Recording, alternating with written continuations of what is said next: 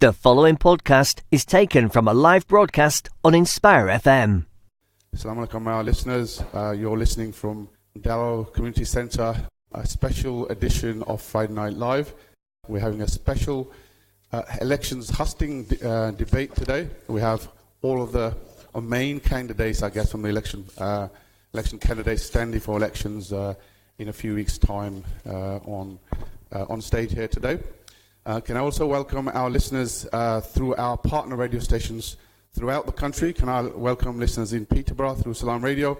Can I welcome Link FM in Sheffield, Unity FM in Birmingham, and Radio Dawn in Nottingham, as well as Ikhlas Radio in Derby. Welcome everybody. Hopefully you'll enjoy an action-packed discussion today, and I'm sure your answers that you have, or questions you have in your mind will be answered today by our potential candidates today. Unfortunately, they're based in Luton, so if you've got questions which are nationally orientated, if you're listening from, say, like Peterborough, etc., you can ring in. Numbers are usual, 01582 481822, inshallah. Call us or WhatsApp your messages to us and we can ask the questions. The Hustings may be locally orientated, but I'm sure there's going to be national themes. I'm sure there's going to be things that you'll be interested in, Peterborough and Birmingham, etc. It'll be interesting learning as well. Can I also welcome also my co-hosts, Ishaq Ghazi and Rehana Faisal from Luton Mosques, inshallah.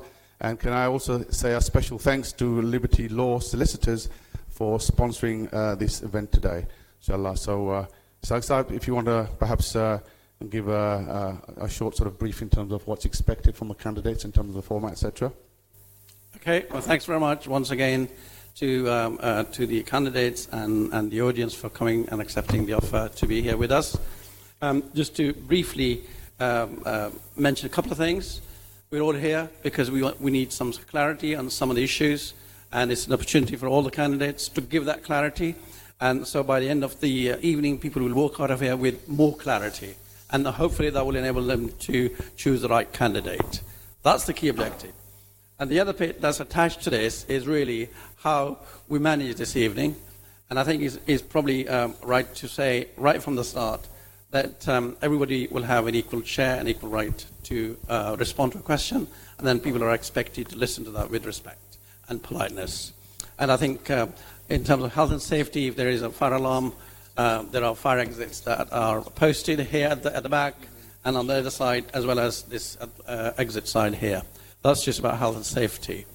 And the main rules for tonight will be, as we all know, that there are two people that will be elected to represent us in Luton in the Parliament. And those two individuals will need to be not only accountable for what they do, but also make sure that they take the views of the residents and they articulate those views.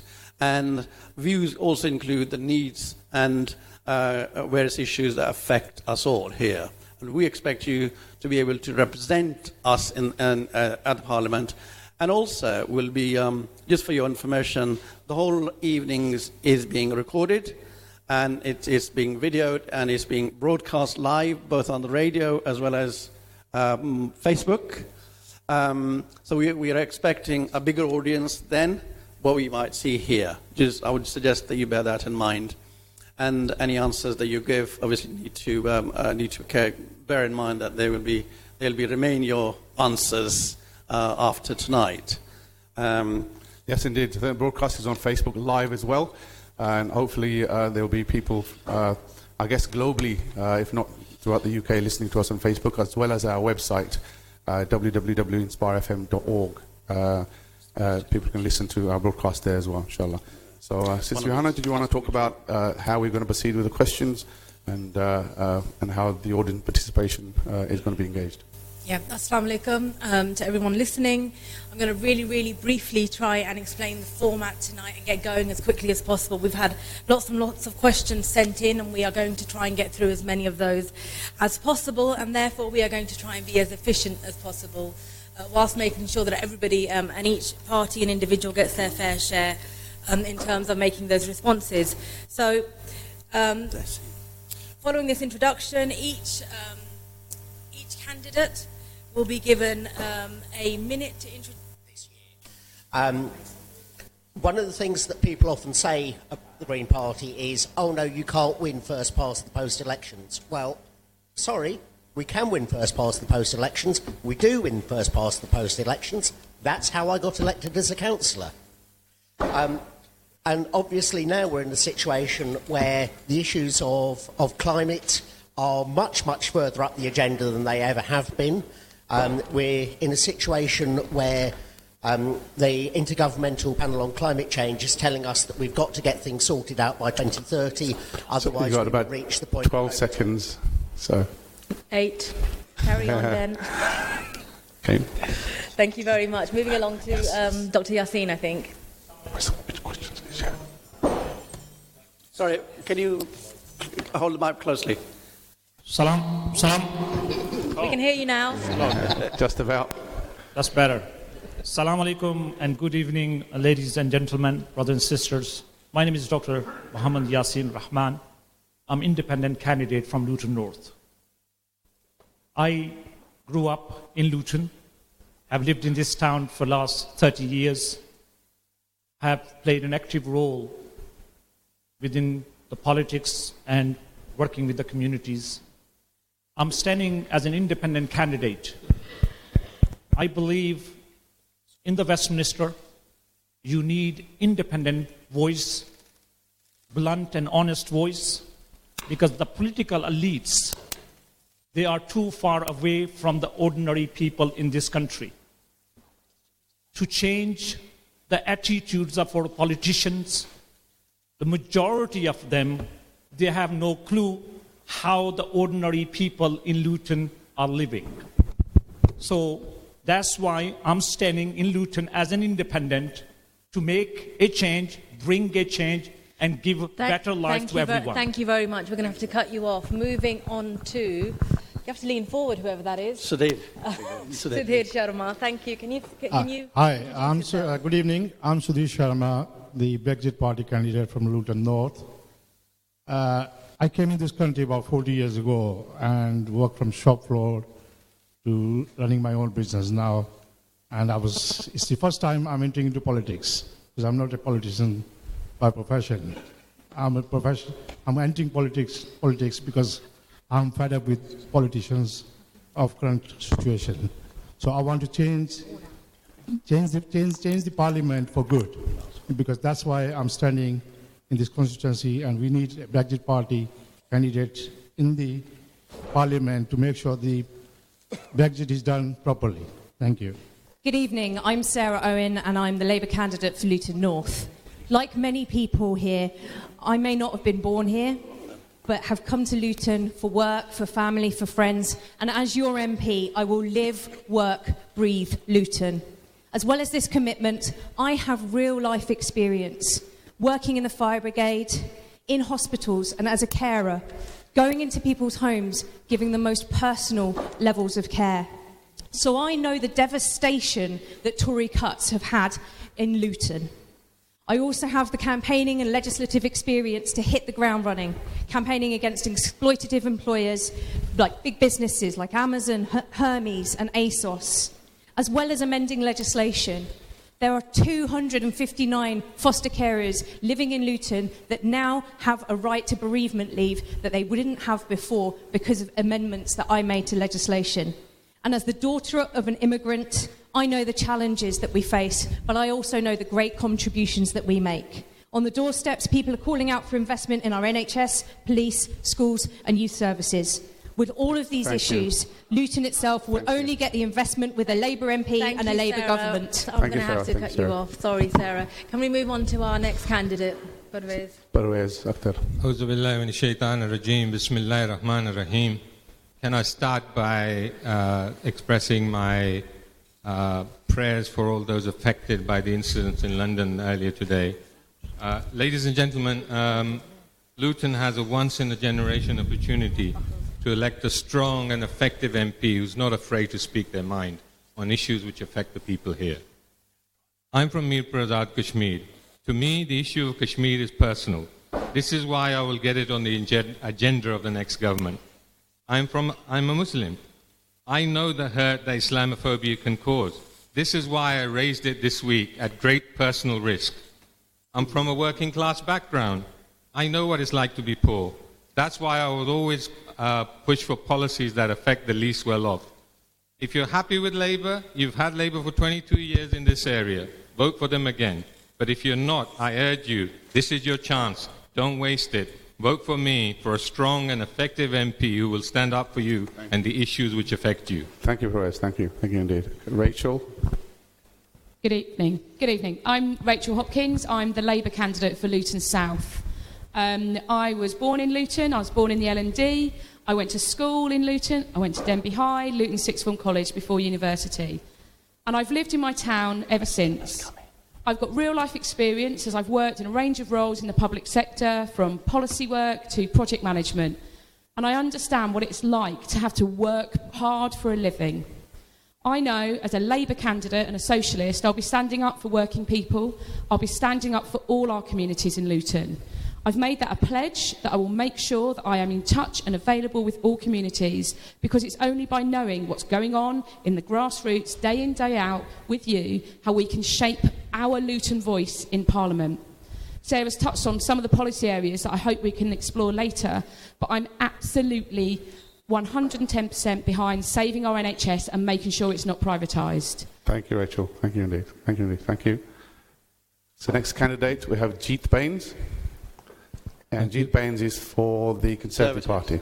Yes. Good evening, everybody. And can I echo my colleagues' words? I think is important because we're all standing to be MPs. We say that we have in our minds the terrible incident that happened at London Bridge. So we should just keep that in our thoughts. My name is Jeet Baines, and I'm standing to serve as your MP in Luton North on behalf of the Conservative Party. I have a wealth of experience both in public life and in business, and I want to bring that experience to serve the people of Luton North. For almost a decade, I've been a senior councillor in one of the largest boroughs in London, and I have a lot of experience in dealing with issues that affect real people and delivering results. From the business world, I've advised governments and global companies on some of the toughest problems that exist. It's extremely important to me that I bring all of that experience to help you in Luton North. Thank you. Moving on to Gavin Shuker.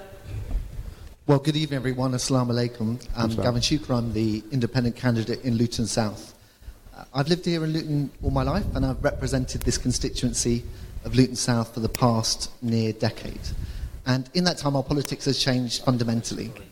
It's my firm belief that our political parties, our legacy parties, have gone to the extremes. And in this election, the choice in Luton South is between hard left or hard Brexit. I don't think that's good enough, and that's why I'm submitting myself to the electorate this time round. I'm really pleased to have the support of the Liberal Democrats who have stepped down and endorsed in my seat, because I think our politics is at a really important juncture and moment. To be frank, Brexit is the fundamental thing that will determine the outcomes of people in this constituency, because it affects our public finances and what we stand for as a diverse community. For that reason, I urge you not to vote Labour Brexit, Tory Brexit, Brexit, Brexit, but to vote for me. Thank you. Okay. Simon. Good evening. Simon Hall. I'm standing as the Green Party candidate in Luton North. I too am a Lutonian, born and bred. I run a small manufacturing business in Luton, employing local people. We're in a dark time in the history of the world. We're facing catastrophic climate change. We've got Brexit hanging over our heads. I think people are looking for a change, and that's what the Green Party can bring. We're seen as a real credible alternative to the three main parties. And I hope that by answering your questions this evening, that we can give you some more insight into our policies and solutions. Thank you. That was really efficient. Thank you very much. Mohammed Ashraf. Assalamu alaikum. Good evening, ladies and gentlemen. My name is Mohammed Ashraf. Lived in Luton since 1969. Went to a school just up the road in Farleigh Juniors, and also Beach Hill High School. Some of you were my colleagues at the schools I can see sitting here. As far as the local government is concerned, I've had a huge and vast experience in doing and representing various people at various levels. I remember going back 95, 96 at Luton University, did a survey, and there were some 76 different languages are spoken in Luton. Now, I had a chance to visit some of those organizations in my capacity in the past, and I will continue, if I elected, to represent the town, and I count on your support. Thank you very much. Thank you very much. And Linda, finally. Assalamu alaikum. It's very good to be here this evening. I also was born up the road in the L&D and have spent most of my life either working or living in Luton or Bedford. As a result, I've worked closely with the Muslim community and with all communities that have got young people. My passion is youth work. I've been youth work most of my career, and my passion is seeing a future for our young people. That means we have to tackle issues like climate change. That is why I am so opposed to Brexit, because I don't believe that we can tackle these big issues on our own without Europe.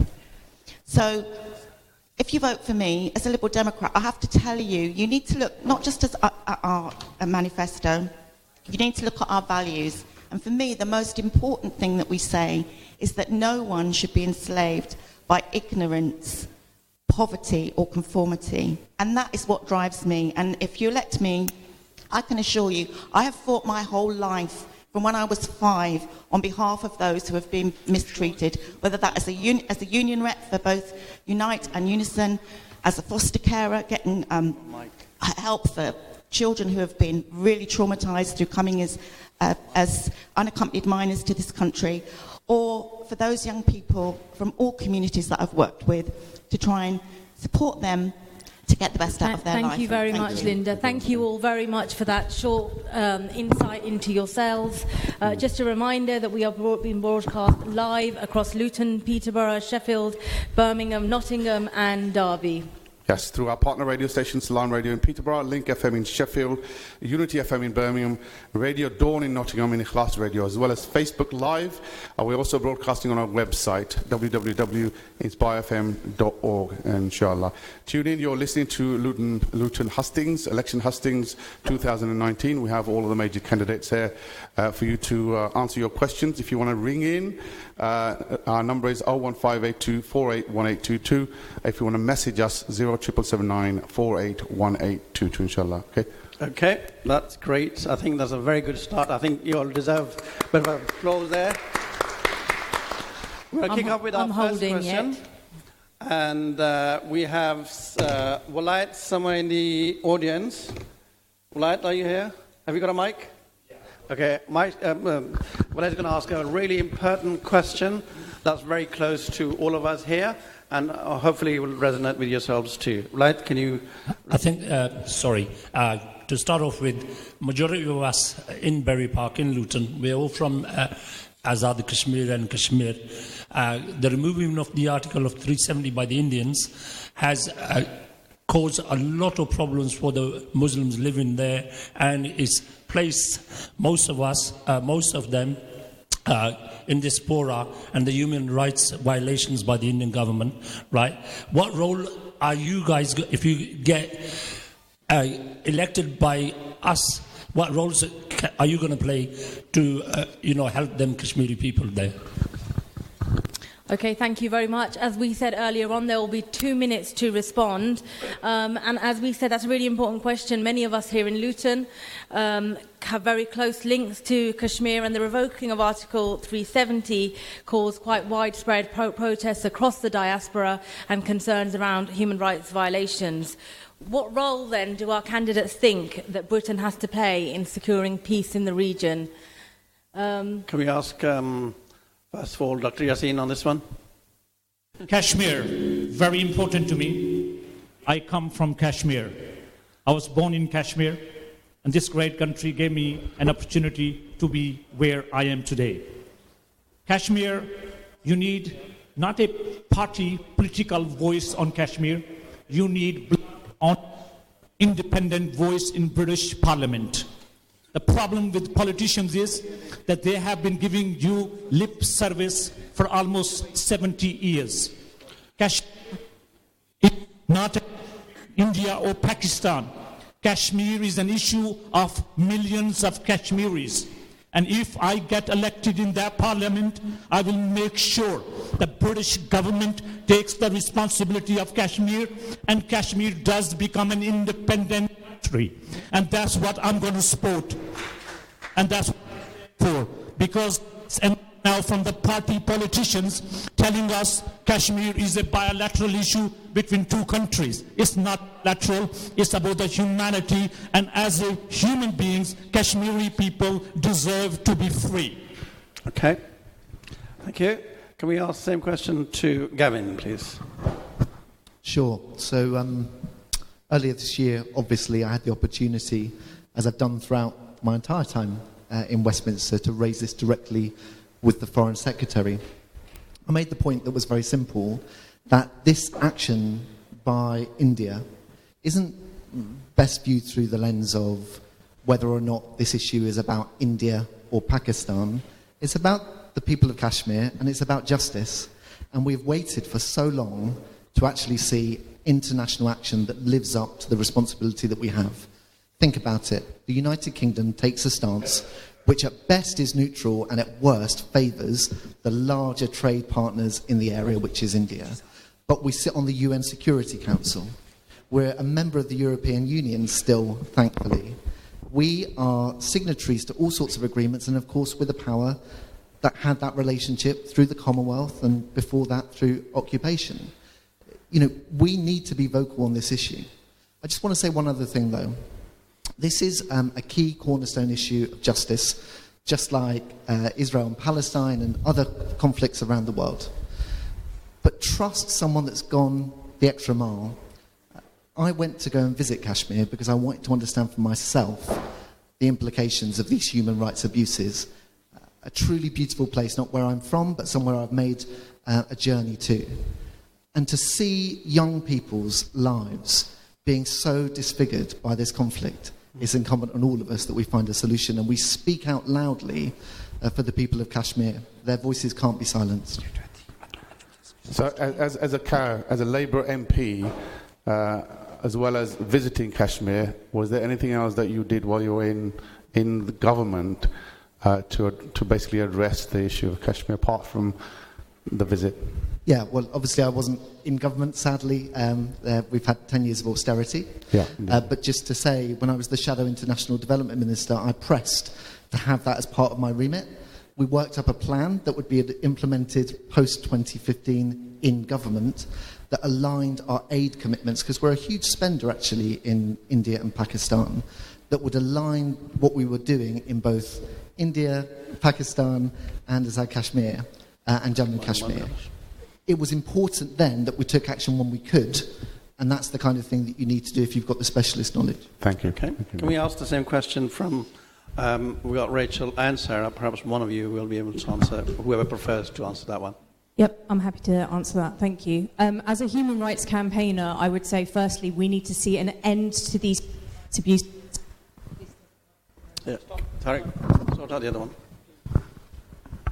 Thanks. Firstly, on the issue of Kashmir, we need to see an end to these human rights abuses and atrocities. Secondly, I'm 100% behind the self-determination for people of Kashmir. And thirdly, on Tuesday, the JKLF issued a letter that gave 100% support for the Labour Party's position, which was passed at our conference just in September. But this isn't just about Kashmir. This is about atrocities against Muslims across the world. This is about Palestine as much as it is about the Uyghur people in China as well. And Britain can't begin to be a strong voice on the international stage with a weak leadership. It started with Theresa May, and now Boris Johnson, who is seen as a joke on the international scene. These are two leaders that put trade over human rights, and that is something that the Labour Party will never do. Okay, thank you for that. What's your thoughts on Labour Party's statement, which sounded like a retraction of the resolution that was passed at convention? I was stood on stage when our conference motion was passed on Kashmir, and I stand by that conference motion and that conference motion alone. Thank you. So can we ask the same question to perhaps to Linda, if you can be within your time limits.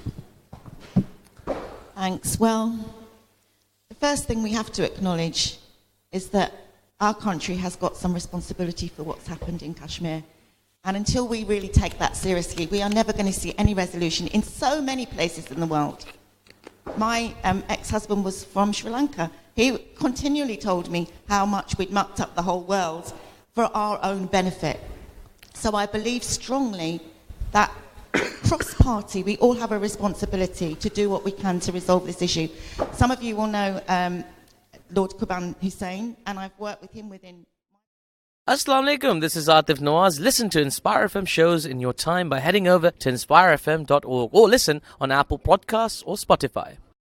To keep this issue on the agenda, to speak at fringes, to get motions carried. But that's not enough, because actually what needs to happen is that we need to get the government to make those changes that need to happen in policy in order to resolve the issue. Human rights abuses are horrendous for those people who are suffering. It's not about those at the top, it's about those suffering at the bottom, and they are the ones that so often get forgotten. I've been a lifelong campaigner on issues around human rights, in particular, and it's already been mentioned about Israel-Palestine. It's a similar thing. We don't want to upset the Israelis, so we won't actually do what is right. And for anyone that's actually been out to the West Bank or Gaza, or even to the Palestinian citizens of Israel, you will see what prejudice and inequality looks like. So yes, of course, if I was elected, it would be a priority, especially representing Luton, to make sure that there was justice for Kashmir. Okay, that's your clear position. Can we ask one of the Conservative members to answer this particular question? Within the time limits. So this is Pervez Akhtar, is a Conservative candidate, Luton South. Yeah, just a reminder for Rachel. There was a Labour government for 13 years, not so long ago, and I didn't see much happening during that period. That was Sarah who answered the question before. Sorry? Yeah, Rachel's on your other side. Sarah. Sorry, apologies. I spent 2.5 years in India. I was heading the operations for Jaguar Land Rover there. I've got nothing against India or the Indian people. My issue is with the current BJP government. If international law means anything, and this is the argument I'll be having within the Conservative Party, if international law means anything, then the 11 United Nations resolutions should be upheld. Point number one. Point number two, we trade with India. Our trade with India, we buy 10 billion pounds worth of, do trade with India 10 billion pounds worth. The reciprocal, the opposite is 5 billion. So we have an advantage in terms of trade. And if we are right to call out human rights abuses, and in Hong Kong, where we do double that trade with China, then why not with India? That's the second argument. The third argument that I will be having within the Conservative Party, that this is not a bilateral issue. This is an issue for the people of Kashmir. It's their right of self-determination.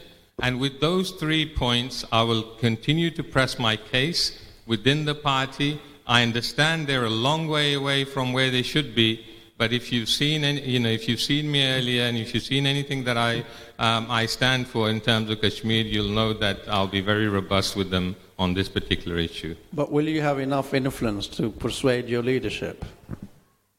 I think my intervention earlier this week should be testimony to the fact that done in a right way, they will listen. Okay. I'm just going to, come back on that. I really admire actually what you've done this week, but I'm not sure there's been an adequate response to it. But on the issue of Kashmir, how do you feel about the Conservative government? I mean, it's all very well to pull Sarah up on what happened in a Labour government 10 years ago, yeah. But how do you feel about the Conservatives' response to the revoking of Article 370? Okay, let me just make this absolutely clear. within both parties, if the Kashmiri people up and down this country, in constituencies like this, stand on a united front, both parties will take notice and listen. That goes as much for Labour Party as it does for Conservative Party. And that's what we've got to do. This is independent of political parties. I'm speaking as a personal, as a Kashmiri from a personal level. We've got to be united. We've got to present a united front, and they will listen on the issue. Okay, I think that's your time up signal for that one. Can we ask the same question from Sudhir, please? Pass the mouse mic on. Sudhir is from Brexit Party. Yes, I understand your concerns, but as a Brexit party, we have a policy that we have a bigger problem in this country to get the Brexit done first. So we have to get that done first, and then we start looking into other things to put our house in order first. So that's our policy of Brexit party, not to sort of talk about other issues which is out of this country, because we are people of this country and our children are from this country.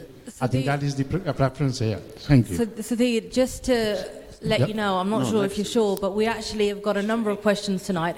Only one, if that will be about Brexit. Yeah. So would you like to sit out of the rest of the questions? No, I will answer the rest of the question. Is the answer Brexit is more important to all the questions? Well, as a Brexit party, we haven't got any policies on these issues. That's why obviously I'm talking on behalf of Brexit party. So the Brexit party has one policy. Sorry? Does the Brexit party have any other policies apart from Brexit? Brexit party has a contract with the people, and it says everything about what contract is with the people it is. So we have issues on every single thing which is matter to the public of this country. Sorry? I think we'll have an opportunity to talk about Brexit in another question. I think we should move on, but I think it was important to note that the gentleman who asked the question is from this country, and as is everybody else in this room. So these things are important. I understand where the question is coming from, because as a party, Brexit party hasn't made any statement about this. So obviously I can't talk about the issues which our party hasn't done any statement. Thank you. Thank you. I think we've got Ben to answer that as Well, when it comes to Kashmir, fundamental starting point must be that we recognise our debt. The wealth of this country, the Green Party recognises, has to a very large extent come from the hard work of people around the globe during colonial times. We exploited very large parts of the world, and so we should make sure that our dealings in future recognise with humility what we have done to people in the past, and that includes our responsibility for the terrible situation that Kashmir is in at the moment. As others have said, the right to self-determination is an absolutely crucial element here. The Green Party consistently stands for people's right to self-determination.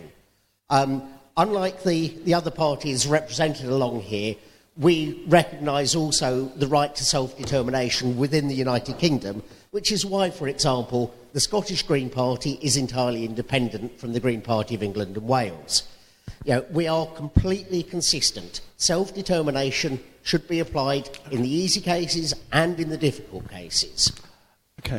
And like others, I am very deeply concerned about the racism that appears to have been on the part of the Indian government. And we need to be really careful in our dealings to call out racism when we see it. Thank you. Simon, do you have a quick word, or are you okay with that? Simon? Any?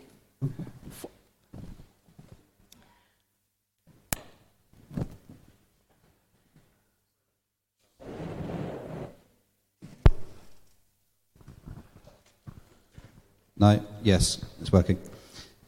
So I think it's important that Britain does use its influence to promote peace in Kashmir. But the Green Party policy is that we try and look for conflict resolution as opposed to peace enforcement. I believe that aggressive wars are often counterproductive. We've seen it so many times in history. It just often causes ongoing tensions and hatred and can lead to terrorism.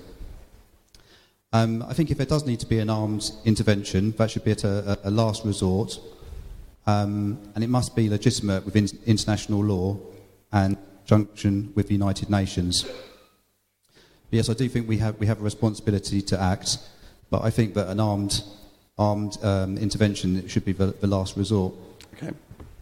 I know that the two Green parties have had to say on this one, but we have to follow. One of the rules is that one of you answers, and we're trying to maintain that. I think you were alluding to that. I think we're going to move on to our next question. No, we've got Ashraf, Independent.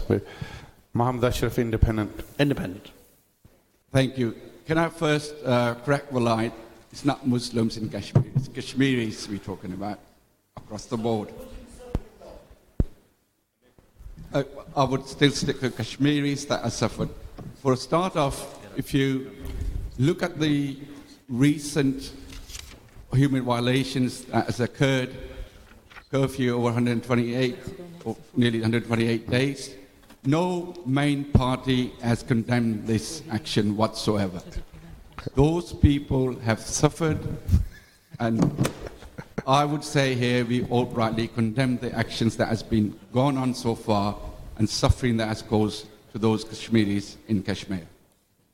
Now, historically, if you look at it, when did this problem arise? It was risen by the time of partition, and British government at the time did not resolve this particular issue and said to the people, the Kashmir, that we will have a right of self-determination, and number of resolutions that are sitting in the United Nations. Nothing has come about to resolvement of that particular issue. What you need, if you think that the main parties will sit there and resolve this, you need somebody to knock on their doors, constantly reminding the suffering that has been caused and or imposed in certain cases. And that's where your independent member of parliament can do. And your voice does matter, and that voice should be heard at all levels of the government. Thank you. Okay, I think that covers all candidates, and they all had a response on this first question. We're going to move on to the next question. Yeah, before you do that, just a reminder to our listeners on Inspire FM 105.1 FM. You're listening to Friday Night Live Special. This is Elections Hustings from candidates from Luton South and Luton North. If you're listening from outside of Luton, I'm sure some of the items that are discussed today will be of interest to you as well. If you want to ring in, our number is 01582 481822, or any messages 07779 481822. Thank you very much. We have lots of questions already. I know we've got lots of questions coming through to us and lots of nods of heads. We will try and get through as many as possible. But next, Atiq Malik. Hi, everyone. In a so I have a question, hopefully for each and every one of you, and I'm sure many of you can probably predict what the question is going to be because I'm always going on about it. Prevent. I want each and every one of you, and preferably if possible, starting with Rachel, to explain what is your understanding of the Prevent programme, what is your understanding of how it works, and in particular, do you believe it should be scrapped? And if we can start with Rachel, please. Thanks very much, Atiq. The question of Prevent is one that comes up locally very often. There have been widespread concerns from a number of human rights organisations about its implementation. Luton is a Prevent town, so we've borne the brunt of a lot of that here. Let's hear from you, Rachel. I know. Thanks. Yes, we should get rid of Prevent because it is not... It's a toxic policy that has not achieved the protection of our people in our country. That's the short answer. The Labour Party manifesto sets out that it wants to conduct a review in light of that, and we would seek to look to safeguard people from the threat of extremism. I was very pleased to see a specific response around tackling the rise of the far-right extremism, and that we need an independent inquiry into that primarily. And as a local councillor, I've often raised that because for me the biggest threat is the rise of the far-right. And we know that it is pernicious, it has led to the rise of increased hate crime, the use of racist language, which is endorsed by our own Prime Minister, and that absolutely needs to be tackled. So it's a short and sweet response to that. Thank you for that. Thank you very much. Rachel, you talked there about your personal view with regards to scrapping it, but the Labour Party policy is slightly different, isn't it?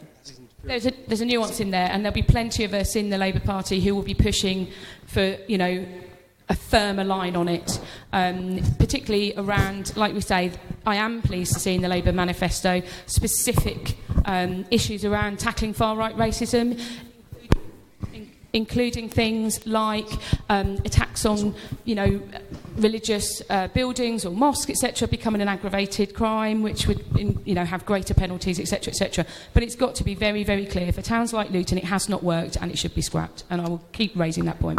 Okay, thank you. And we'll assume that Sarah would also support that. Okay.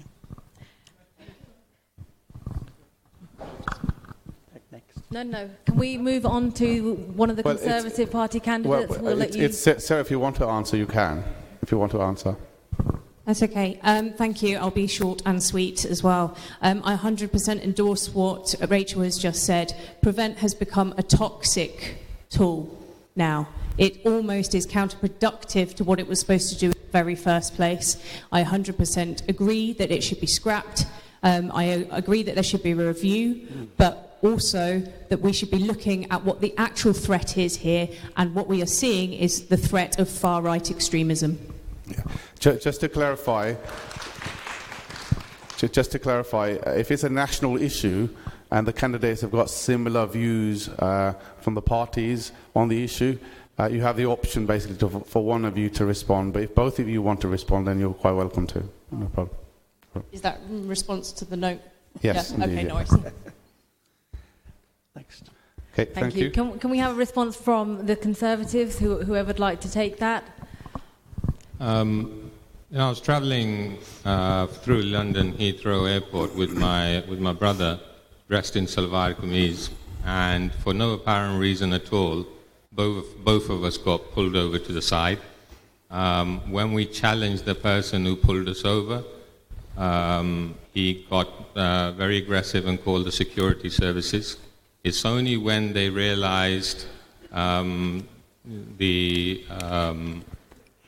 fact that I was being very vocal with them and threatened to call one of the ministers who I knew, that they let us go, and we just about caught the flight. So I know it's slightly different from Prevent, but terrorism legislation like that has affected everybody, and Prevent particularly communities like this. Now, if you're going to have a blanket approach, you're not going to be successful. They tried it in the 70s with the Irish community, and they've done it again with the Muslim community now. The very community you're hoping to bring inside, you can't isolate. You can't expect children to spy on their parents, for doctors to spy on their patients, and still expect an outcome which is to root out extremism. So the strategy is flawed. Everybody agrees with it. We've got to change it, and the more vocal we are across the political spectrum, the more chance we've got of getting something successful instead of the strategy of Prevent. But is that I mean, you say everybody agrees with it, but the truth is that your party doesn't. The Prevent duty that you talked about in terms of school teachers and nurses and doctors effectively spying on their patients and their pupils, that's a Tory party policy, right? The Prevent duty was brought in by the Conservative Party. So, I mean, maybe you on that in this row will soon find out agree, but your party doesn't. Your party thinks Prevent is a success. Get me elected and then ask me that question again. Yeah, thank you. have you got anything else to add? Yeah, to I'll just that? add a little bit more here. Briefly. The reason for prevent and any similar measures like that is obviously they want to prevent harmful extremism. But when it gets to the point of people are feeling victimized or their human rights are being abused, then obviously something is wrong with the implementation of it. So any point at which the implementation of a policy or a procedure is obviously going wrong, I have absolutely no hesitation in stepping in and making the case to government that we need to look at this again, that is causing the opposite outcome to the one that's expected. And I think if it's breeding resentment, it's going to actually cause the opposite effect. You want people to feel comfortable and that it's a fair process going on, because I've never spoken to anyone from any community who wants to have the label of extremism on them, any community.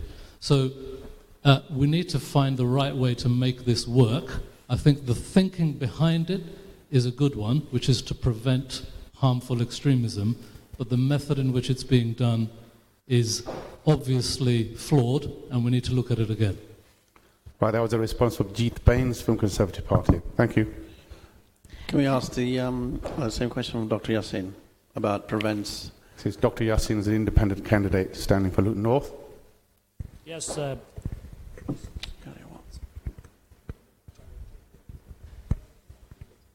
Hello? Yep. Prevent. To myself, prevent, as name suggests, it's a disgusting name. It's designed to prevent Muslims from practicing their faith.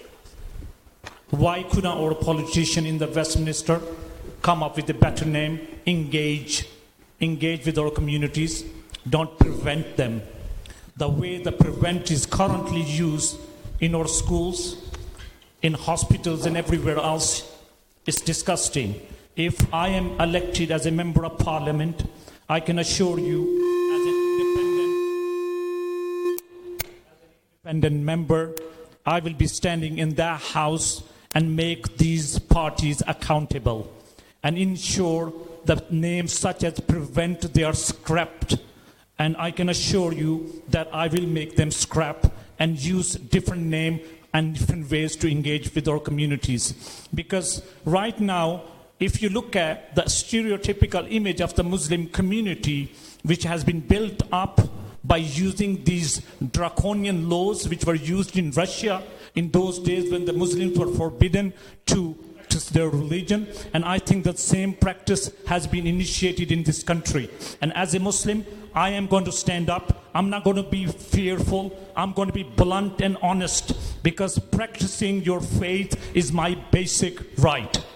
So yeah, Dr. Yassin,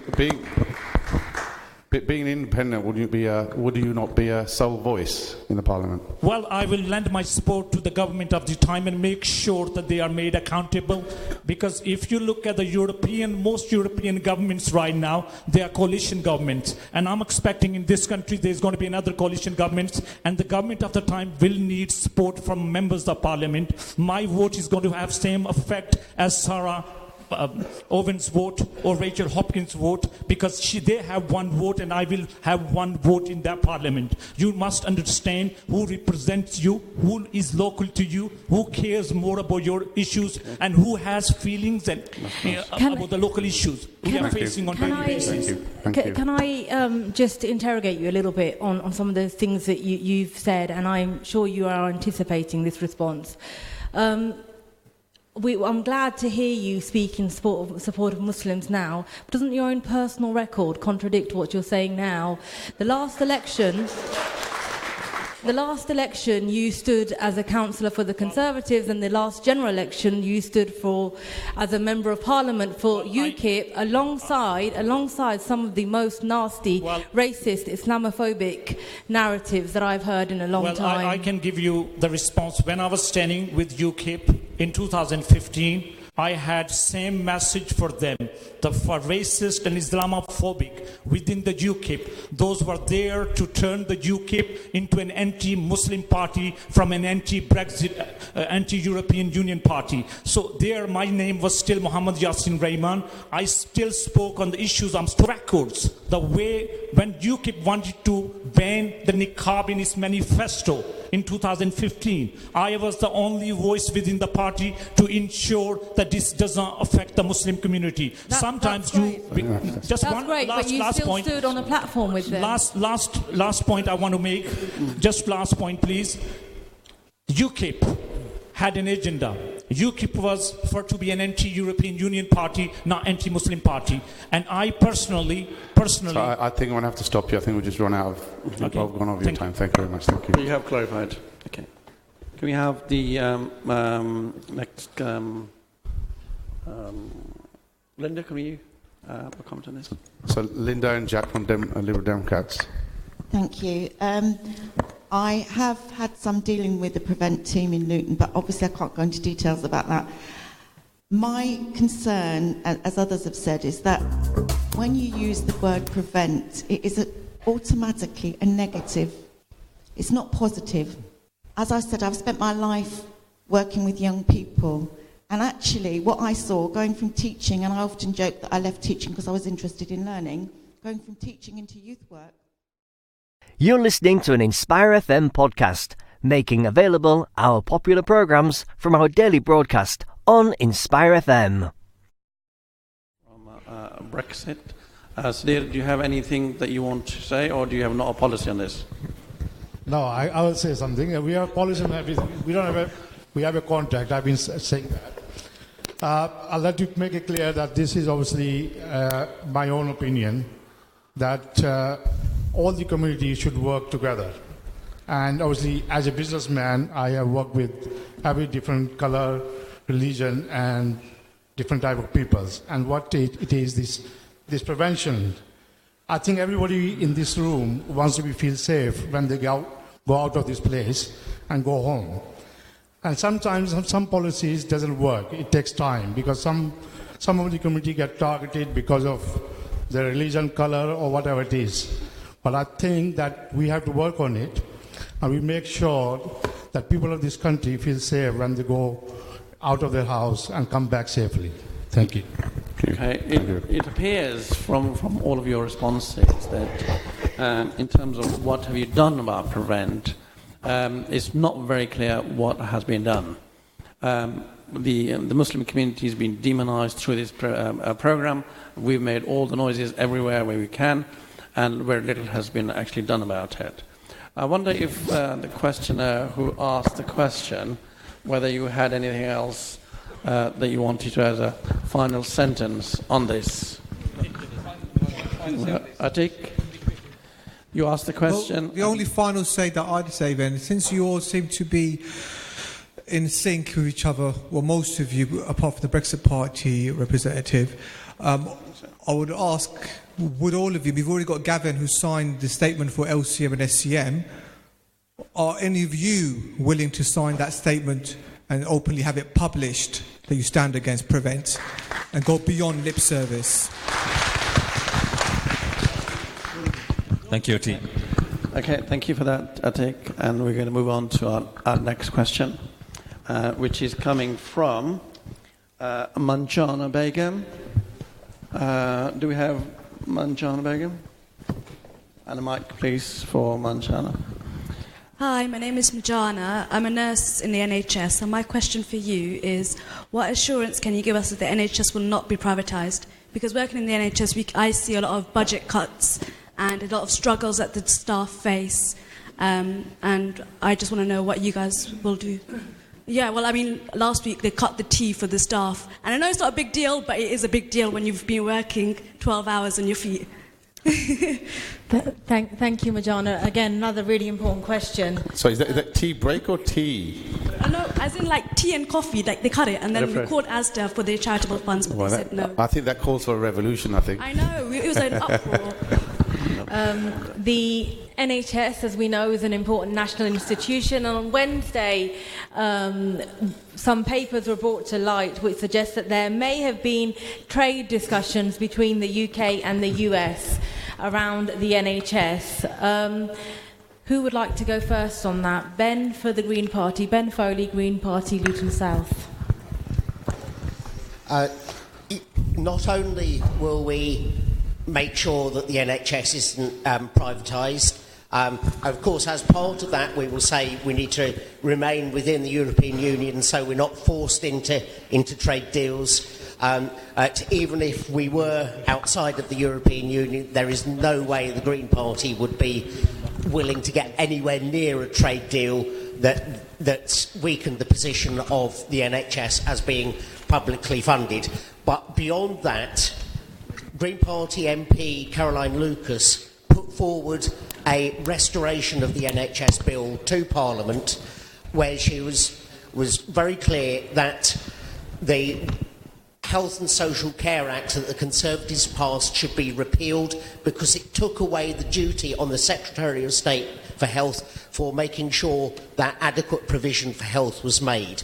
We need to get back to the situation where the NHS actually is the responsibility for the Secretary of State for Health, and where our health and well-being under it is properly funded, which is why the NHS also, under the Green Party, would be given an additional £6 billion per year funding, and also we would be investing £1 billion a year on top of that in nursing higher education and reinstating nursing bursaries. Okay, thank you for that, Ben. So the question is, will you ensure that any part of NHS is not privatised or sold? That's the question. And I think if one of the Labour candidates would like to answer, Sarah or Rachel. Thanks. The Labour Party established the NHS. We will not let it be sold. It is not for sale. We've talked about people who take action. I have protested against potential privatisation of the NHS, both in the streets of London and outside the NHS. And politically, in Luton, with the leader of the council, Hazel, we have politically withdrawn from the STP or the ICS, Integrated Care System, or whatever they decided to call it this week, because we can see that that is going to be a model for privatisation by the back door. So if you want action, we're already taking it and standing up. One of the things the Labour Party is already campaigning against is the way that the NHS is just being broken up into little pieces, into subsidiaries, to make it easier to sell off and to privatise. Anyone who puts profit in terms of people's health, or actually their ill health, should be ashamed of themselves. So all I can say is, and it's one of my personal pledges in this election, is I will absolutely stand up against NHS privatisation. I said it earlier, I'll say it now, I will say it again when I'm in Parliament too. Okay. Do you want to have anything else to add to that quickly? No one should ever take away caffeine from any healthcare worker, ever. As a former care worker who worked for a privatised company who actually delivered NHS care as well as care for private patients, I have first-hand experience of how these care companies put private patients above NHS patients. I firmly endorse everything that Rachel said, and I just want to say that the Labour Party and myself will never put profit above people, because the NHS and healthcare should be based on need and not the ability to pay. Okay. There is Conservatives, one of you, perhaps Jeet, can you answer? Jeet Baines, hi. So in answer to your first question about... So this is Jeet Baines from the Conservative Party. Hopefully you'll get the mic sorted out for you. Can you hear me? Yes. Yeah. The NHS will never be privatised. Full stop. End of story. Okay, I know you find... I'm sorry you find that funny, but it's a statement of fact. And here's why it's a statement of fact. The Prime Minister has said on numerous occasions it is completely out of the question that the NHS will be privatised. Right? Please let him answer. Right? Thank you. Right? Please let him answer. Now, on the question of the 2017 leaked paper that people are referring to and discussions, well, ask yourself the question, the NHS always buys drugs, does it not? Do we not buy drugs from somewhere? Does the NHS invent its own drugs? So where does it buy its drugs from? From pharmaceutical companies. So the discussions are always ongoing with pharmaceutical industry from various countries around the world around the price that the NHS will pay for drugs. That document is a complete, the sort of extrapolating from that document, which was about a discussion around the price of drugs, to the NHS is going to be privatised, is a complete myth. And anybody who thinks it's anything else, I'm afraid you're just mistaken. Okay, so sorry, I'm asking a question. So you made. Hold on. We're going to have order in this. Can I just add one more? Can I let me? You'll have an opportunity. Tom, we won't. I know you're angry. You haven't got a mic. No one can hear you. Tom, we have a healthcare worker who wants to respond, so we'll let her respond. So just a little bit of evidence, and then I'll no, hold on a second. I'd like to make a statement. Yeah, just a bit of evidence. So you guys have out said of the 70 in the plus past years that of you want to build more NHS hospitals. history. Can we let the candidate answer, and then you can ask. I'll come back to you. Let me just finish this one. Could you listen to me first? No. Let the candidate say what he has to say, and then you can rebut. I think you'll find the point interesting. Out of the 70 plus years of NHS history, the vast majority of it has been in the safe hands of a Conservative government. I wouldn't if they say were that. going to, No. if they were ever going to privatise it, why would they have not done it already by now? I'm afraid you have to look at evidence. I know you like shouting and you don't like the answers, but you have to look at the evidence. There is no evidence that the NHS is going to be privatised. We categorically state it will never happen. Right. Okay. So can we have a? Can I just remind everyone about the House rules? We agreed earlier that we would not intervene when someone is talking. Yeah. So if someone has made a point and they want to come back to it, you'll have an opportunity. Okay, so you guys said that you want to build more hospitals and make new hospitals, refurbish new hospitals. But how are you going to do that when at first we don't have funding? And why build new hospitals when we don't have staff? Like already we are so low staffed, we are all burnt out, we are tired, we're going to work for basically the protection of our own patients. Like we are literally, of course, everybody's tired with their work, but how are you going to build new hospitals when you don't even have the staff for the current hospitals at the moment? So let's have a response to that. Thank you.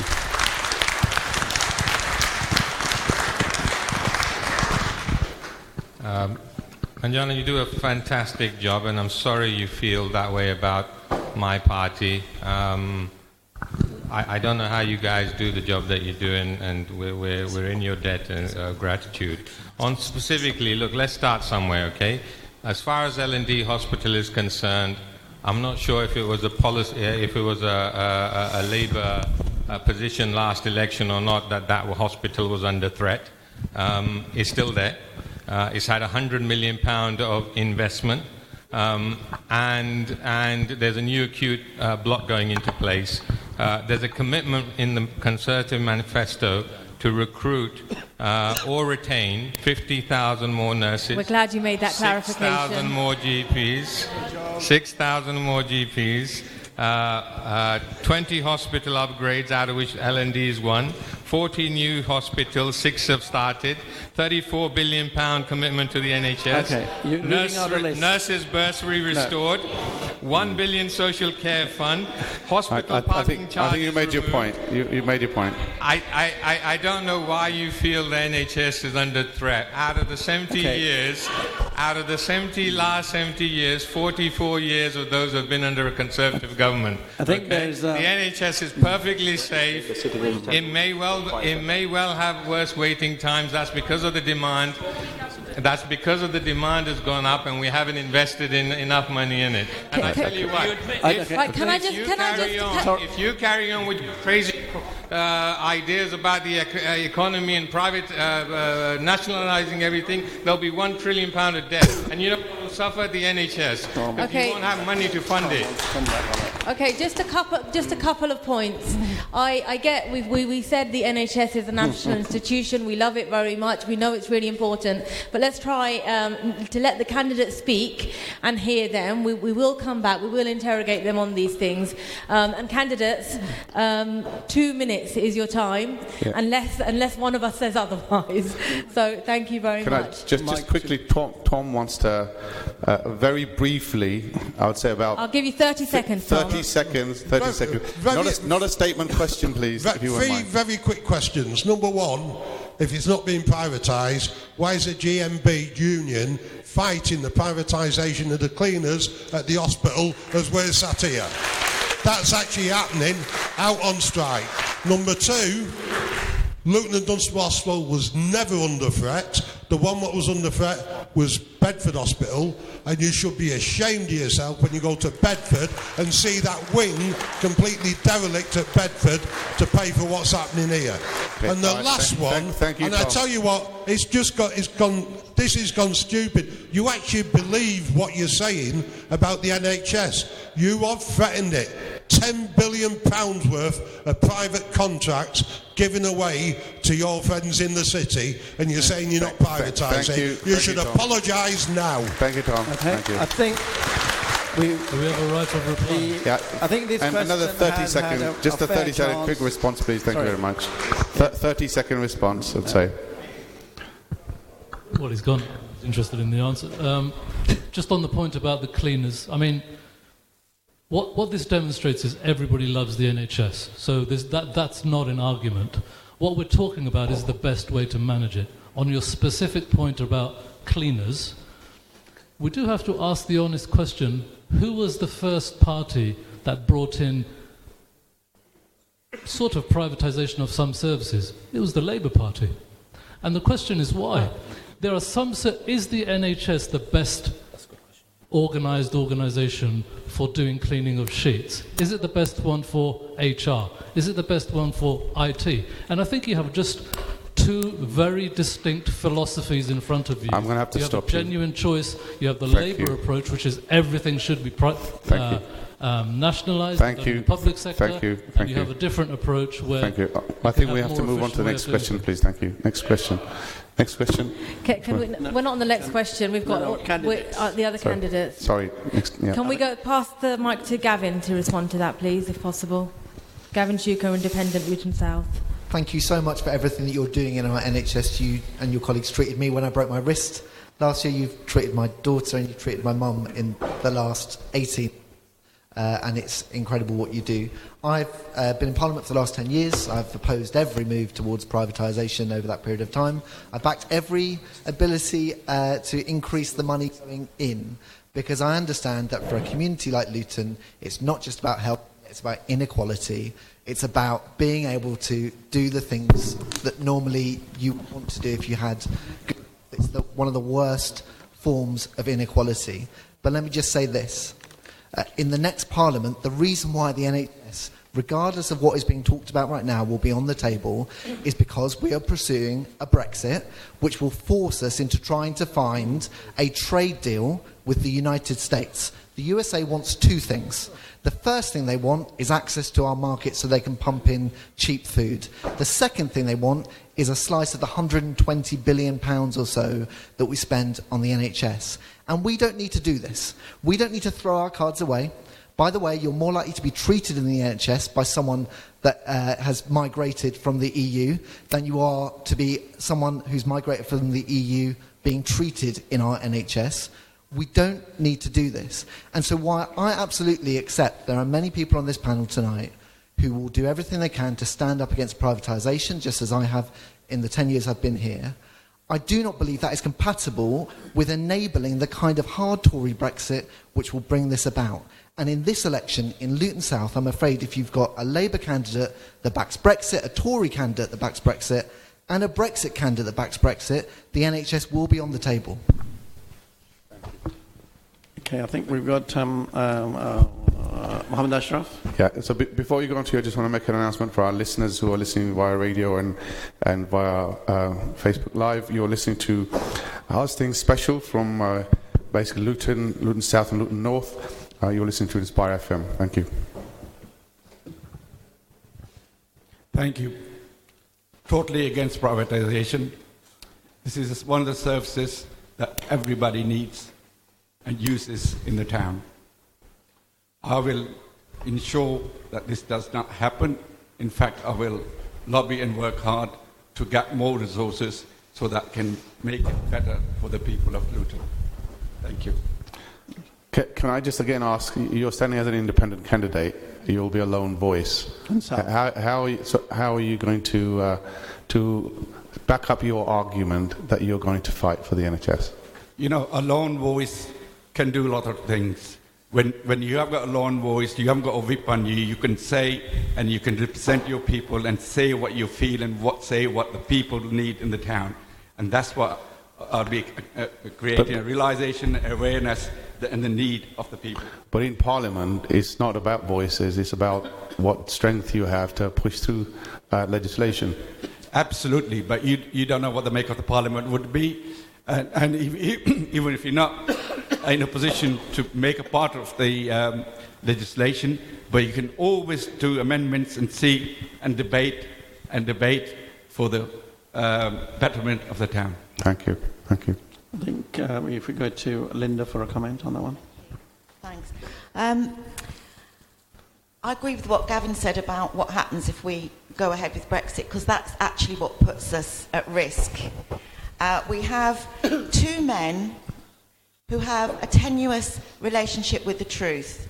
Donald Trump in America, what's his name? Boris, is it, in this country? And I don't trust either of them, because from where I sit, they're not interested in us. They don't have to worry about using the NHS. They don't have to worry about using public services. Now, I have had a lifelong opposition to privatising public services, and I'll tell you why. It's not ideological. It is pragmatic. Because if you privatise a service, what happens? If you're a private company, you have to make a profit. Your shareholders are the people you're working for. So, if you have to make a profit, how do you do it? You either cut the service or you cut the terms and conditions of the people that work within that service. And that happens every single time. And I know that from personal experience in Bedfordshire, when they were privatising everything that moved. Just one example, if I can, which relates exactly to what the problem is. As branch secretary, I had a meeting with one of my school stewards, and we were talking about best value at the time. And I said to her, so what's happened is initial catering, which was part of initial cleaners, took over the catering service. Well, what's happened? She said, well, it's all right. We had 33p per meal, and they've cut it to 30p. So, okay, we expected there to be a cut. She said, but actually, when I got all my bills in, they were a third higher. So in actual fact, every child was getting 22p per meal. And that is what happens when you privatise, because those that are providing the service want a profit. Thank you. So, Linda, just to come back on that, do you support the Labour Party's drive to to bring into state ownership all of our services? Yeah. Is that an argument for nationalisation of everything? I've been having in my party for years. And again, purely pragmatic, because I used to commute from Luton up to London every day. I have never met a commuter who didn't believe that the National Rail would be better back in national hands. Mm. So, I mean, you talk about pragmatism, and when Lib Dems were in government in partnership with the Conservatives, there's a lot of things that you promised and then when you're in government, you changed your mind. So what guarantees that it's not going to happen this time if you are in a coalition with the Conservatives, well, maybe? I don't think there'll be another coalition. I think, I mean, I have to say personally, I opposed that continually right the way through because I thought it was a big mistake. DUP are a case in point. DUP were very clever. Assalamu alaikum, this is Atif Nawaz and you're listening to an Inspire FM podcast. To Professor Saab and Shakazi, which has worked very well, which has served the needs and aspirations of the Muslim community in Luton. And Luton Council of Mosque is a fantastic organization now, and we have Sunni Council of Mosque as well. Now, what I believe in is that the faith communities, and even within the Muslim communities, we have different sections of fiqhs. To bring them together is very important to me, and I will stand for the faith communities because I'm myself a committed Muslim, and I believe that right now, if you look at all the different faith communities, one of the most scrutinized community and persecuted community, I feel, is the Muslim community, and we do need to stand up. If we are silent, I'm sorry, we won't get anywhere. Thank you. Thank you, Yassin. Okay, can we have the response from Parvez from the Conservatives on this? So in Bedford, I was chair of the Urban Community Council, and we have a church, mosque, gurdwara, literally within 500 yards. We use the community council to bring all three together to promote leisure and learning activities under one umbrella. That's a personal issue. The second thing I've done, and you may have followed this this week, is call out the Prime Minister for his comments about Muslim women on Islamophobia specifically. Now, he's given an apology of sorts. Maybe that goes far enough. I wish he went further, but I would continue to press him and others on Islamophobia particularly, because I know the hurt and pain that causes our community.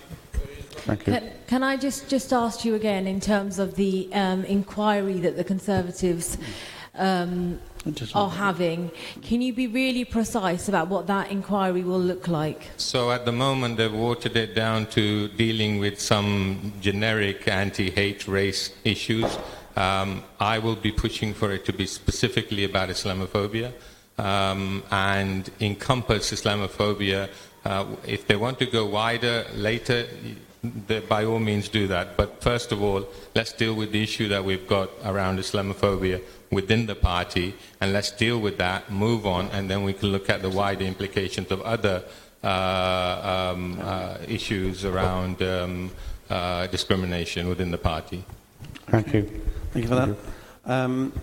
If we can go to Mohammed Ashraf as a quick response. Remember, we have no more than 1 minute. Thank you. I've always supported the faith communities. As you know, I'm a Muslim as well. Thank you for LCM and SEM who have organized this. And if I go back, I think the good work I must acknowledge is somebody called Johnny, who did a lot of work behind this, going back 1995-96, and the initiative was started by Luton University and Borough Council. And obviously we, as a community, build on that. And that's where we are with this. And particularly, I personally think, on Islamophobia, I think we should legislate on this. And we should push for that sort of legislation, that no party has any, or no organization as such, come to that sort of level. So sorry, I don't want to interrupt, and I know but you've still got 20 seconds left, or 22 seconds. Yeah. The question was very specific about your personal record. So can you tell us a little bit in 22 seconds about your personal record? Yeah, my personal record it speaks for itself, because I was the one who initiated the first faith group walking around the mosques by different communities. If you're going back about 15 years ago now. And I've always supported the causes of all the different faiths in the town, across the town, visited every one of the mosques, churches, synagogues, mandirs and everything, you name it. Thank you. Okay. Thank you. Thank you very much. Can I just ask the candidates? We've got lots and lots of questions, to be honest. There's loads of people who want to ask questions. And I really want to be fair to yourselves and go through each individual. But if anybody doesn't have a strong opinion and want to give up this opportunity and then move on to the next question, I'll be really happy, actually, be really glad. So we've got a couple of candidates left. We've not heard from the Green Party, I don't think, on this. And Linda. Or Linda. So if you have a position on that and you want to talk about it, then... If I may add a couple of things. Just in answer to your question of what have I done, my track record. So we have a group in Croydon, it's called Sacre, where we have different religious groups come together and have input into religious education curriculum for the schools, and I've been involved in that. And also for the Conservative Party, I've led a group called Croydon Community liaison group where we had an outreach program to all sorts of different, so the Bangladeshi community, the Afghan community, the Pakistani community, Polish, all different communities who don't normally necessarily see themselves as natural conservatives, but I think they are, and I made the case to them and welcomed them all in. By faith, I'm a Sikh, and so it's in my blood to be brothers with the Muslims. Some of my oldest and longest friends are Muslims, and they actually often ask me, is he your brother? Brilliant, and I brilliant. say yes. So just Sakrays, is that still going on, or was that a thing of the past? My involvement is in the past. I think it still goes on. Okay, thank you. I think they're winding down. I think we've got Linda to comment on this. I mentioned earlier that I was a youth worker, and I couldn't have done my job if I didn't have a good relationship with all the faith communities. Because quite often, particularly working with young women, you need to have the support of their families in order to work with them. Now, what concerns me at the moment, a friend of mine set up a charity you may know of called Tell Mama. And every time anyone, whether that's Boris Johnson or anyone else in public life, says something Islamophobic, that the rate of attacks go up. And we have to do something about that. We have to do something about that. That's why my party is committed to making hate crime an aggravated crime.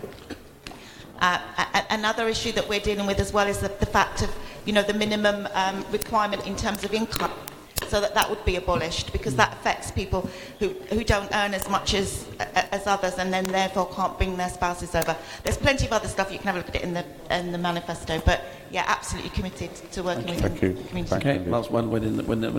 And I think, Rachel, did you have any? We've got Greens to go yet. I'll give you 30 seconds. Anyone who works in the community in Luton will work shoulder to shoulder with people of all faiths and none.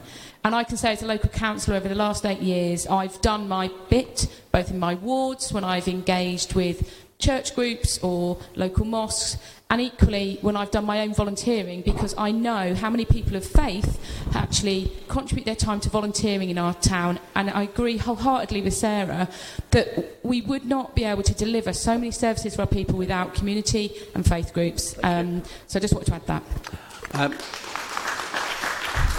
We've got Ben at the other end, and Simon. One of you would want to add to this?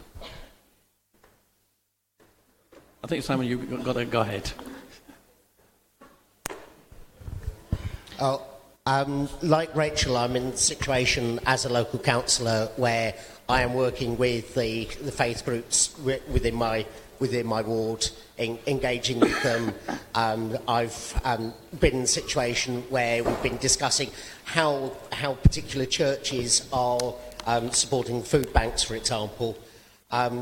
More broadly, while working as an academic, I was invited into Leicester Central Mosque and got to know quite a lot of the various flavours of Islam that there are, and got a deeper understanding through my friendships built up that way, and of a good degree of the subtleties.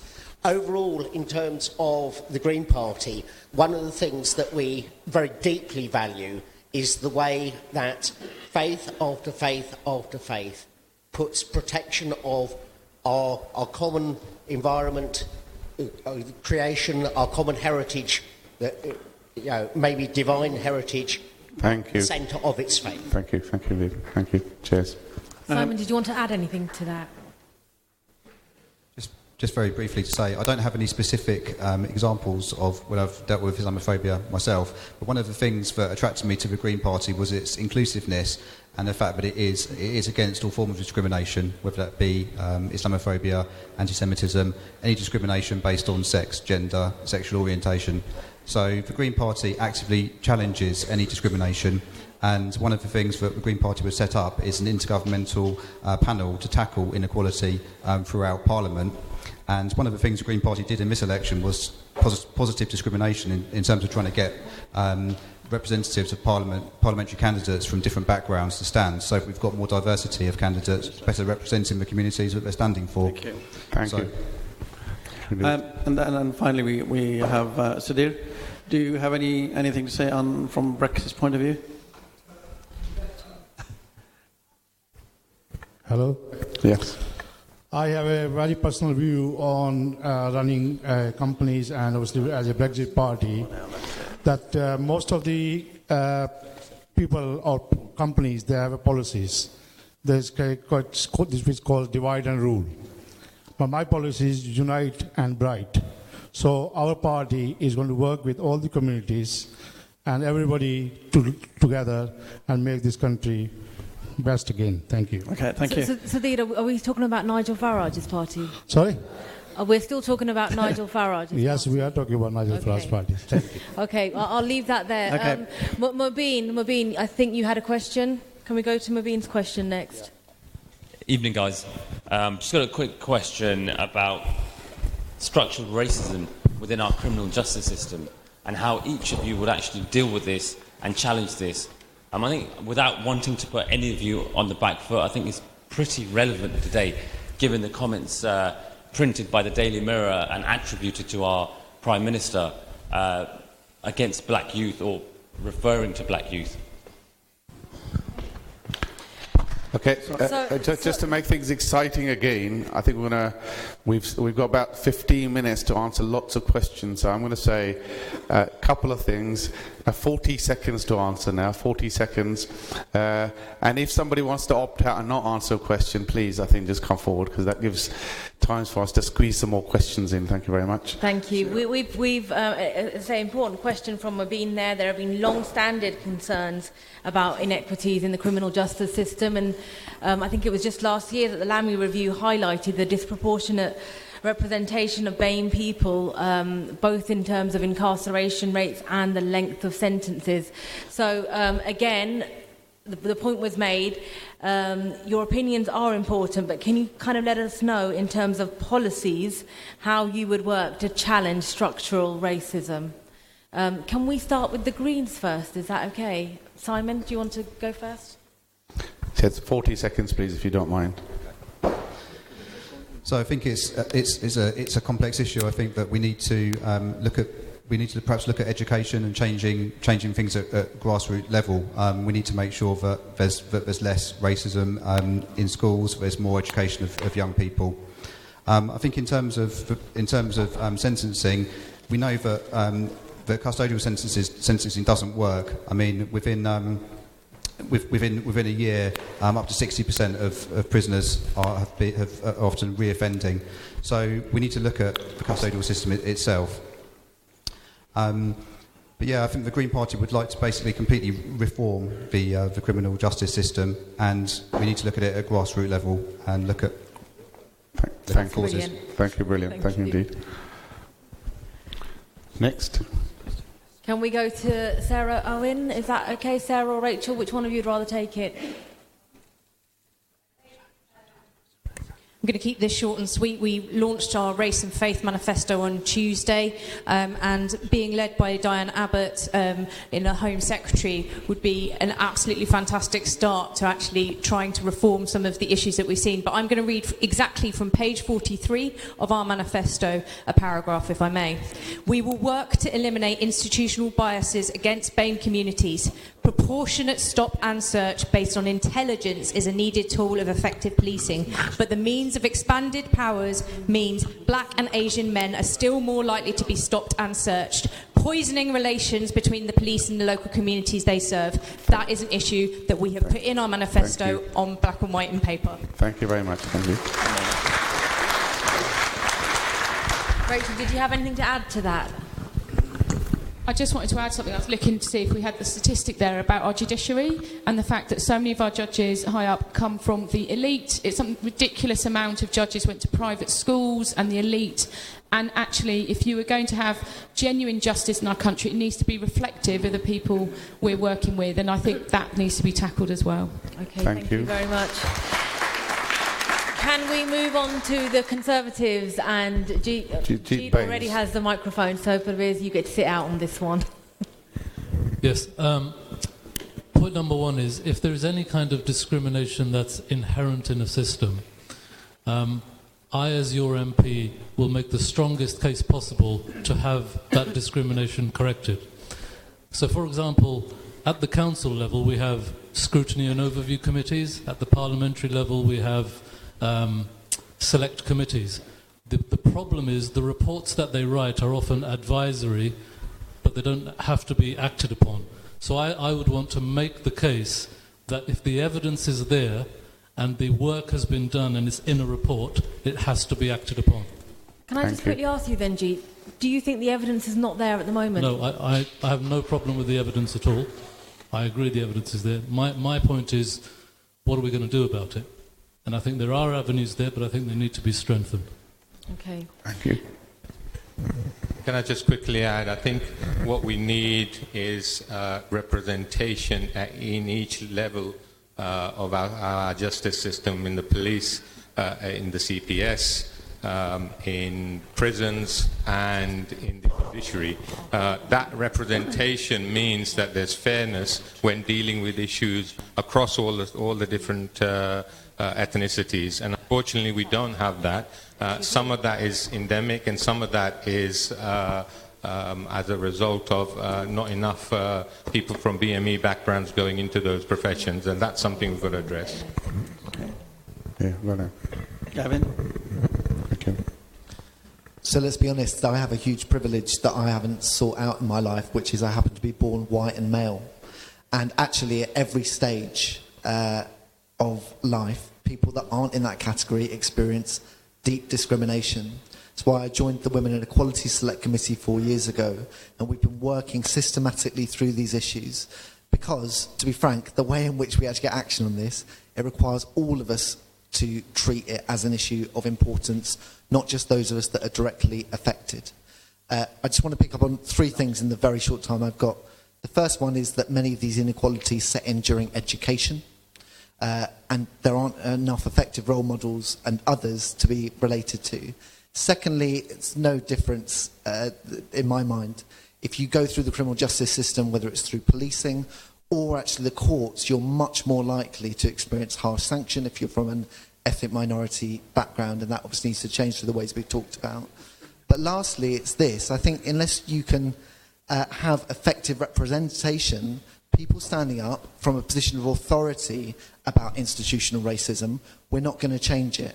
And I just point out that in this election, that both legacy parties are going through their own crises on this. If we want to speak with authority, we have to do something costly to speak out against it in our own setting. Thank you, Gavin. Thank you. Linda, would you want to comment on this? Yeah. Again, within the time limit that we have. Okay, yeah.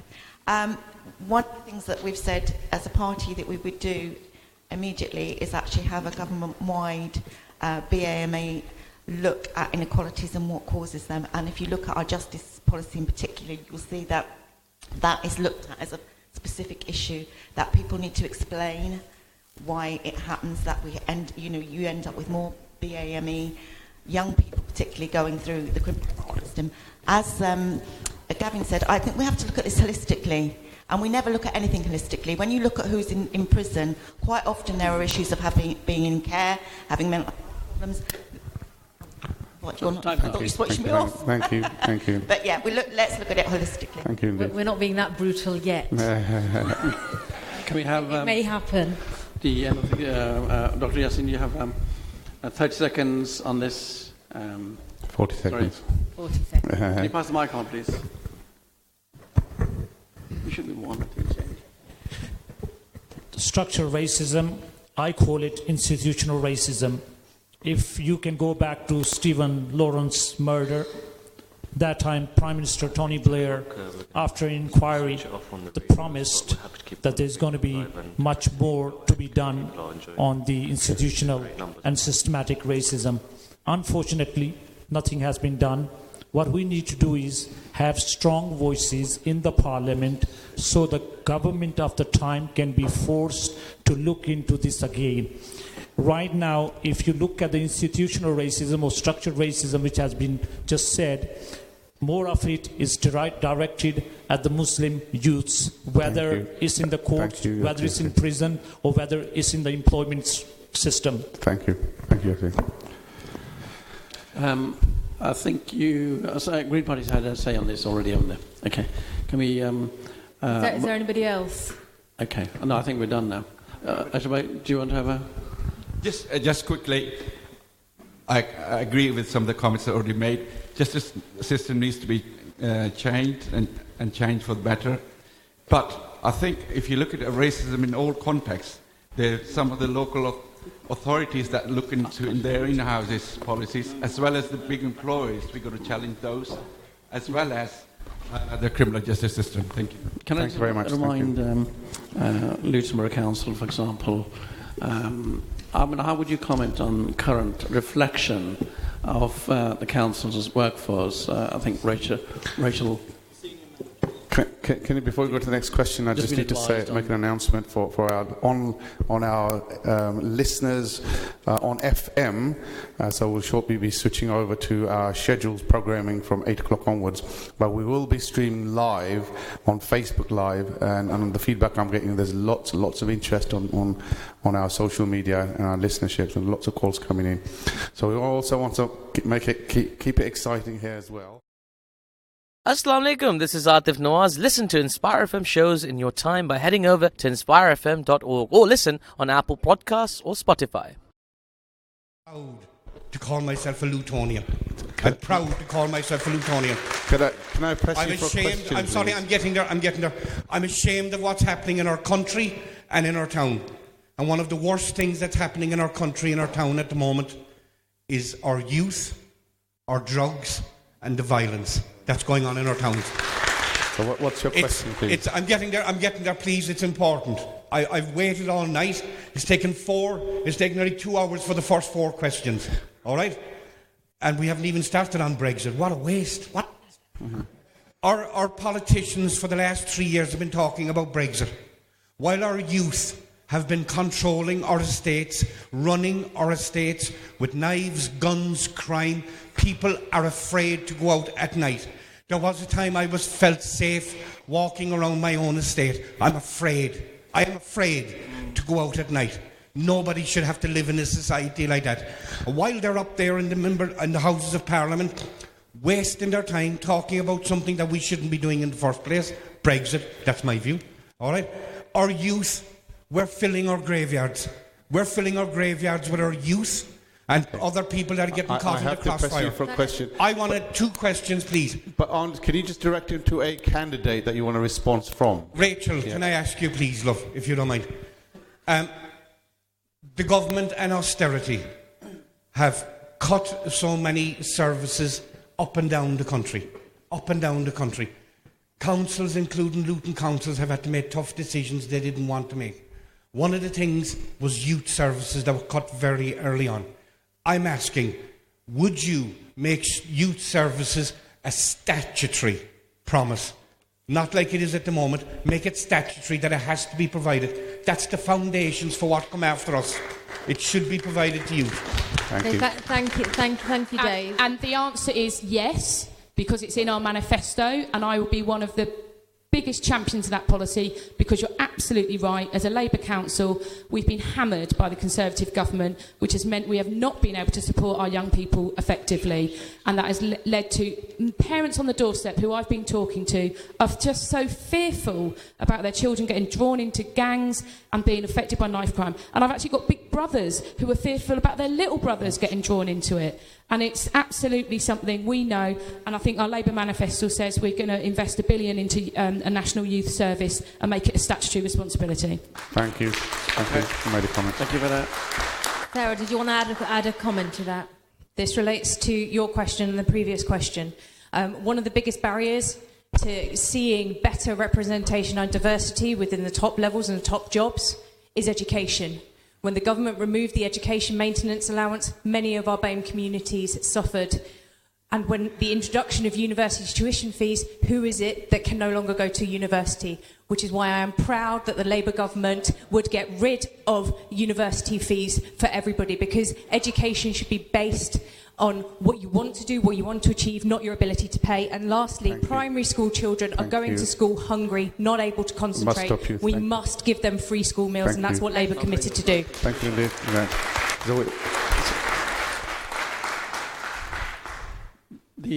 The next topic is actually quite related to where you finished off, Sarah. And we have a question from Hisham. Hisham, where are you? Can you a mic to Hello? Hisham? Yeah. Can you stand up? Yeah, can I have a very specific answer to this and not general platitudes? And who do you want this to be answered by? Either the Conservative candidate and the Labour candidate, to be honest with you. We in Luton and across the country, Muslim parents have been feeling put on by the state. And this, not just Muslim parents, parents of all faiths. I'm going to say this outright. When is the state going to back off and let parents bring up their children with the values that they believe to be correct and true, and not impose on them state-sponsored values? It feels like the Stasi in East Germany right now, where we get told what to believe and what our children should be doing. I don't, and we don't want our children to be brainwashed. We do want them to be valuable members of the society, accepting of everybody, but we do want our rights protected. How are you going to go and do that? This is in particular the forthcoming legislation relating to RSE. Yes. Okay, so who wants to go first? Yeah, look, so I believe you're absolutely right. Children in primary schools need to stay children. They need to grow up. They need to understand some core principles and values that can be taught to them from the home and in the school. But they should be free of any influence in terms of religion or relationships or anything like that until they mature enough to understand the implications of some of those things. That's why Sorry, I'm not talking just about primary schools. I'm just talking about, we always assumed that school was for educating academic subjects, and yes, some level of value and cooperation in society, but there's an erosion of our core values that's been attacked here, and how are you, as a government, going to address that, because it's your government that started this? Yeah, look, I might as well throw this away, yeah? I mean, I don't... That's very bold. It'll get you sacked. Listen, look, I can't sit here and defend everything they're doing, but what I'm telling you is my personal views on this particular issue, okay? Just going back, I know what you guys are going to say. Let's go back to the point previously. Isn't it about time the Labour Party had in a 40% area, a Muslim or a Kashmiri candidate? I have to move you on. I have to move you on. Sorry. Thank you. Okay, next. But anyway, I have to move you on, Parvez. I have to move you on, Parvez. You have your time. Right. Okay. So can we just do it in order, please? So next. Well, we had. Anybody else want to? Sarah, do you want to comment on that? I think we have seen this issue get worse in the last few years, particularly when local accountability has been taken away from our schools. And I think it is incredibly important, it's one of Labour's priorities, that the academisation is ended of our schools. Because as soon as we had the academisation, the local community lost their voice. And it is vital that local communities play a part in children's education, because I think that is where we've seen that breakdown in relationship. No one wants to see schools forcing education on children. Communities don't and parents don't want. And similarly, schools don't want to see children being taken out of education as well. And I think that local accountability and local relationship really needs to be back in place. Thank you, Sarah. Thank you. Okay. Hisham, did you want to come back on any of that quickly? Has it been specifically answered? Okay, so... Gavin, can we let Gavin respond to that? Can I... answer you really directly, because I think what you're talking about is compulsory sex and relationships education, primarily as part of a bigger setup. And of course, I've been in Parliament as that has come through. So as of September of next year, you will retain the right as a parent to withdraw your child, if you choose to, from primary school sex and relationships education, but the change happens at secondary school. It's now compulsory, and actually it's down to the head teacher to make a judgment. This may be hugely unpopular in your eyes, but I've always been an advocate of it. I think it's really important that our young people grow up, and I cast no aspersions on your child, nor mine, but there are families and there are people in this constituency who are not receiving anything that they need to navigate a very complex world. My daughter is 6. I want age-appropriate relationships education for her. I want to get involved in my local school, which I have a right to, by the way, as a parent, to see what they are teaching and make sure that it's appropriate for my child.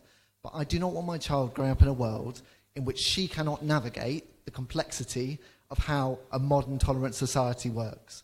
And for that reason, I've always been an advocate of it. I've pushed for it from within the Women and Equality Select Committee. I think that there's a lot of fear in the community about it that probably doesn't stack up against the detail of what's going to come out. But this is my pledge to you as a Member of Parliament who's thoughtful on these issues and about how faith interacts with sex and gender and all the rest, that as this programme is introduced and it's down to the school to decide what they want to do, I will be active and involved in making sure that everything that is taught is age appropriate and allows young people to be young people and navigate the world they're in. Right, okay. I think with that we're going to have to conclude this programme. We run 10 minutes over our allotted time of finish at 8 o'clock. Thank you very much to the candidates. I hope you've enjoyed it as much as I have. Thank you, the audience. Thank you, the audience. You've been wonderful. There have been lots of questions. If you didn't get your question across, I do apologise. But we had to give fair chance to all the candidates to respond to your questions. Thank you indeed. And all our listeners, thank you for tuning in today. And good night, and have a good, safe evening tonight. Until next week, good night. Assalamu alaikum. Thank you for listening to our podcast. Why not tune in to our live stream at inspirefm.org and follow and subscribe to our social media platforms at Inspire FM Luton.